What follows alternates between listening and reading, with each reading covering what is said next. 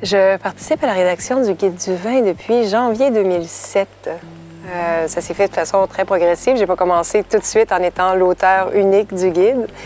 Ça s'est fait par un projet de mentorat avec Michel. Et puis, je travaille maintenant seule depuis 2011.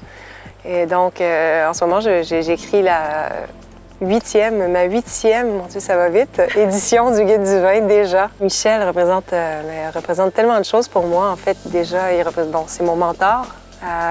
C'est un confident, c'est mon père spirituel, professionnel, c'est mon conseiller de tous les instants. C'est vrai que le Guide du vin, c'est une institution. C'est énormément de vins dégustés. Certaines éditions, on s'est rendu à 2400 quelques vins commentés. C'est énorme. Mais bon, pour moi, c'est ce qui différencie peut-être, ce qui distingue le guide des autres ouvrages, c'est peut-être toute la dimension, tout ce qui déborde du verre. Donc, c'est pas seulement des notes de dégustation. C'est pas juste ça sent ça, ça goûte ça, mais c'est aussi tout le contexte dans lequel le vin a été produit. Depuis quelques années, j'essaie aussi de faire une plus grande place aux produits québécois. Et ça, Michel voulait certainement le faire de son temps, mais je pense que le contexte était peut-être pas aussi favorable. La qualité était peut-être moins homogène. Moi, j'arrive à un moment où il y a un essor incroyable dans la qualité des vins québécois. Donc, j'ai envie de faire une plus grande place pour ces vins que je juge tout à fait méritoires, tout aussi méritoires que tant de régions à travers le monde.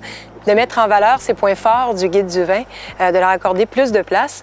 Donc, il y aura environ 150 grappes d'or. C'est pas encore arrêté, c'est pas un nombre fixe. Avec des alternatives. Donc, si vous n'arrivez pas à trouver la grappe d'or précisément, vous avez aimé, vous aimerez peut-être aussi. Donc, avec 6 alternatives, dans le même style, dans le même esprit.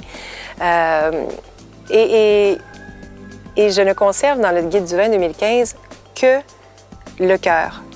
Il y aura que les 3 étoiles, 4 étoiles et 5 étoiles. Donc, c'est un condensé du meilleur du Guide du vin. En plus, il y aura ça et là dans le guide, parsemé, des entrevues aussi pour accompagner le guide, des entrevues que j'ai faites avec des chefs qui sont aussi des gourmands et des amateurs de vin.